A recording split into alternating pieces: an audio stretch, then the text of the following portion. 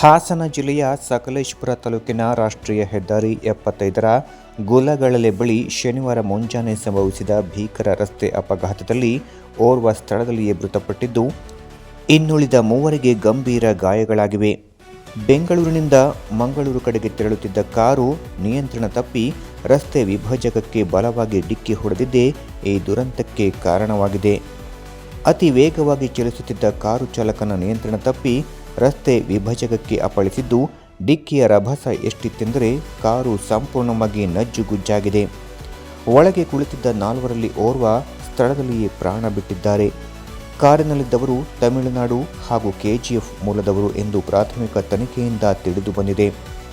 ಅಪಘಾತ ಸಂಭವಿಸಿದ ಬೆನ್ನಲ್ಲೇ ರಾಷ್ಟ್ರೀಯ ಹೆದ್ದಾರಿಯಲ್ಲಿ ಕಿಲೋಮೀಟರ್ ಗಟ್ಟಲೆ ವಾಹನ ಸಂಚಾರ ಸ್ಥಗಿತಗೊಂಡಿತ್ತು.